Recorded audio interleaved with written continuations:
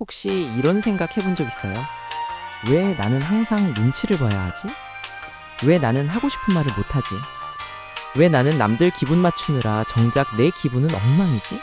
거절 한 번 못해서 하기 싫은 일을 떠맡거나 하고 싶은 말이 목구멍까지 올라왔는데 눈치 보여서 꿀꺽 삼켜본 적 있거나 SNS에 올릴 사진 하나 고르는데 남들이 어떻게 볼지 생각하느라 30분 넘게 걸려본 적 있거나 이거 다 남 얘기 같아요? 아니면 딱 내 얘기 같아요? 오늘 소개할 책은 이렇게 말해요. 그거 네 탓 아니에요. 근데 그렇다고 남 탓도 아니에요.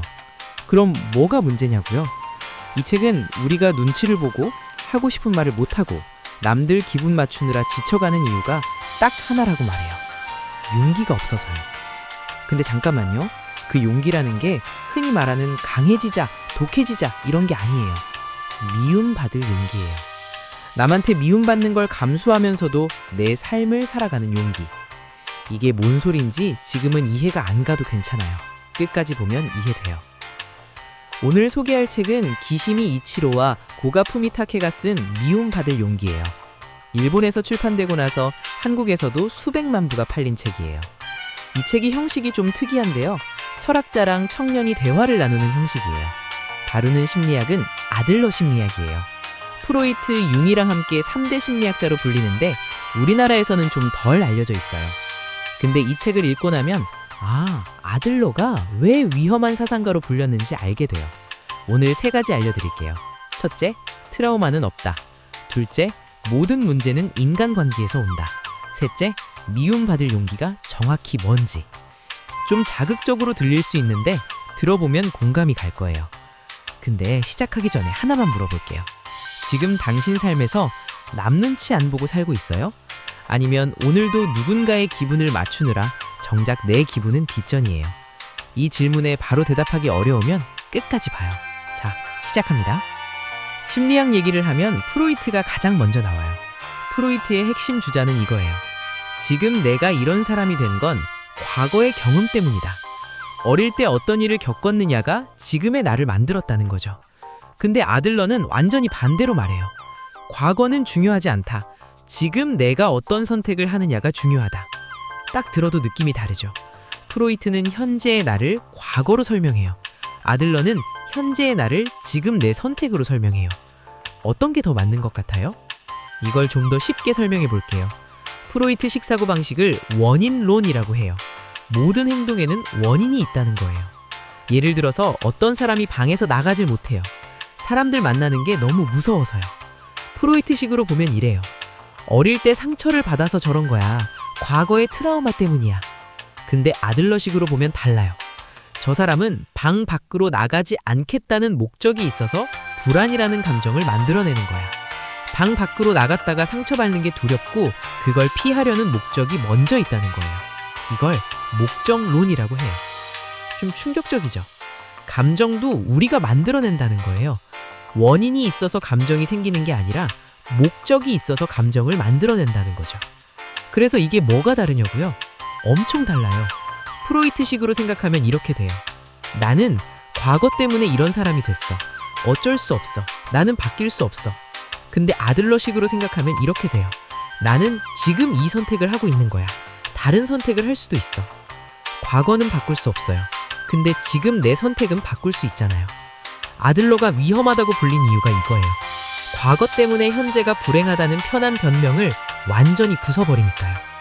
이 책에서 가장 논란이 많은 부분이에요. 아들러는 트라우마가 없다고 말해요. 잠깐 오해하면 안 돼요.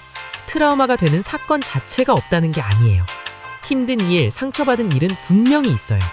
근데 그 사건이 지금의 나를 직접 만든 게 아니라는 거예요. 같은 사건을 경험해도 어떤 사람은 무너지고 어떤 사람은 그걸 발판으로 성장해요. 왜요? 그 사건에 어떤 의미를 부여하느냐가 다르기 때문이에요. 사건 자체가 나를 만드는 게 아니라 그 사건을 어떻게 해석하느냐가 나를 만든다는 거예요. 근데 여기서 오해하면 안 되는 게 있어요. 아들러가 트라우마를 부정한다고 해서 힘들었던 경험을 무시하라는 게 아니에요. 힘들었던 건 힘들었던 거예요. 그 감정은 진짜예요. 다만 그 경험이 영원히 나를 가두는 감옥은 아니라는 거예요. 예를 들어 볼게요. 어릴 때 부모님께 엄청 혼나면서 자란 사람이 있어요. 이 경험을 두 가지로 해석할 수 있어요. 첫 번째, 나는 어릴 때 상처를 받았기 때문에 대인관계가 힘들고 자신감이 없는 사람이 됐어. 두 번째, 나는 그 경험이 있어서 다른 사람의 아픔에 더 공감할 수 있는 사람이 됐어. 같은 경험인데 해석이 완전히 달라요. 그리고 그 해석을 선택하는 건 지금의 나예요. 그러면 이렇게 물어볼 수 있어요. 과거를 새롭게 해석하는 게 말이 쉽지 어떻게 하는 거예요? 아들러가 말하는 핵심은 이거예요. 지금 이 순간 다른 선택을 시작하면 돼요. 과거를 바꾸려고 하지 말고 지금부터 어떤 사람으로 살 건지를 선택하면 된다는 거죠. 근데 여기서 또 문제가 생겨요. 다른 선택을 하려고 하면 엄청난 저항이 생겨요. 그 저항이 뭔지가 다음 이야기예요. 11분에서 12분 사이 내용은 인간관계가 문제다. 아들러가 하는 말 중에 이런 게 있어요. 인간의 모든 고민은 인간관계에서 비롯된다. 처음에 이 말 들으면 좀 극단적으로 느껴지죠? 근데 생각해보면 맞아요. 돈이 없어서 힘들다? 돈 있는 사람이랑 비교돼서 힘든 거예요. 공부를 못해서 힘들다? 공부 잘하는 사람이랑 비교돼서 힘든 거예요. 내가 못생겨서 힘들다? 나보다 예쁜 사람이 있다고 생각해서 힘든 거예요. 혼자 무인도에 산다면 이런 고민이 생길까요? 안 생겨요. 비교 대상이 없으니까요. 인간관계가 없으니까요. 그러면 인간관계 문제를 어떻게 해결하냐고요? 아들러는 과제의 분리라는 개념을 말해요. 내 과제와 남의 과제를 분리하라는 거예요. 예를 들어 볼게요. 내가 열심히 일을 했어요. 근데 상사가 칭찬을 안 해줘요. 이 상황에서 뭐가 내 과제고 뭐가 남의 과제예요? 열심히 일하는 것, 이건 내 과제예요. 칭찬을 할지 말지, 이건 상사의 과제예요. 근데 우리는 어떻게 해요? 내 과제는 다 하면서 남의 과제까지 내가 컨트롤하려고 해요. 칭찬 받으려고 더 열심히 하거나, 칭찬 안 해줬다고 상처받거나, 어떻게 하면 칭찬 받을까 계속 눈치 보거나. 아들러는 이렇게 말해요. 남의 과제에 발을 들어놓지 마라.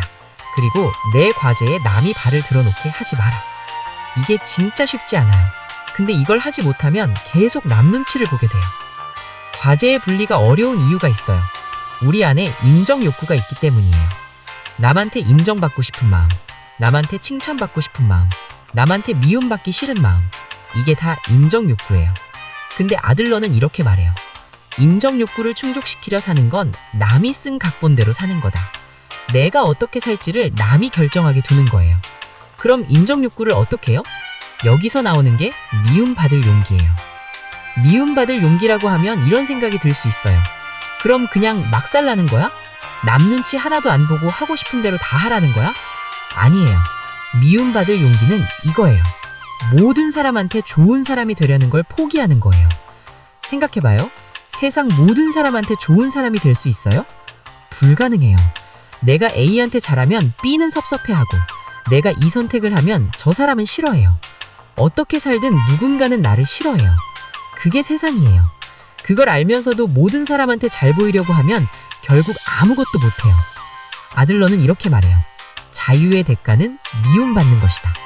진짜 내 삶을 살려면 누군가에게 미움받는 걸 감수해야 한다는 거예요. 거절을 못하는 사람을 예로 들어볼게요. 하기 싫은 일을 부탁받았어요. 근데 거절을 못해요. 왜요? 거절했을 때 상대방이 나를 싫어할까봐, 분위기가 나빠질까봐, 내가 나쁜 사람이 될까봐. 근데 거절을 못하면 어떻게 돼요? 하기 싫은 일을 하면서 내 시간이 사라지고, 속으로는 화가 나고, 나중엔 그 사람이 더 싫어져요. 결국 나도 힘들고 관계도 나빠져요. 차라리 처음에 거절했을 때 상대방이 잠깐 불편해하는 게 더 나을 수 있어요. 미움받을 용기가 있어야 진짜 관계를 만들 수 있어요. 마지막으로 아들러가 하는 말이에요. 지금 여기에 집중해라. 과거는 바꿀 수 없고 미래는 아직 오지 않았어요. 우리가 실제로 살 수 있는 시간은 지금 이 순간뿐이에요. 근데 많은 사람들이 이렇게 살아요. 과거의 상처를 붙잡고 살거나 아직 오지도 않은 미래를 걱정하면서 살아요. 아들러는 말해요. 지금 이 순간을 춤추듯이 살아라. 여행의 목적이 목적지 도착이 아니라 여행하는 과정 자체라듯이 삶의 목적도 어딘가에 도달하는 게 아니라 지금 이 순간을 사는 것 자체라는 거예요. 자, 오늘 미움받을 용기 핵심 정리할게요. 첫째, 트라우마는 없어요. 과거가 나를 만든 게 아니라 지금 내 해석과 선택이 나를 만들어요. 둘째, 모든 문제는 인간관계에서 와요. 내 과제와 남의 과제를 분리하면 훨씬 가벼워져요. 셋째, 자유의 대가는 미움받는 거예요. 모든 사람한테 좋은 사람이 되려는 걸 포기할게 진짜 내 삶이 시작돼요. 마지막으로 이것만 기억해요. 지금 당신이 눈치를 보고 있다면, 하고 싶은 말을 삼키고 있다면 그건 용기가 없어서가 아니에요. 미움받을 용기를 아직 안 낸 거예요. 책 읽어보고 싶은 분은 제목 미움받을 용기, 저자 기시미 이치로, 고가 푸미타케예요. 설명란에 책 정보 적어뒀어요. 도움됐으면 구독이랑 좋아요 눌러줘요. 저는 매주 한 권씩 대신 읽어드릴게요. 다음에 봐요.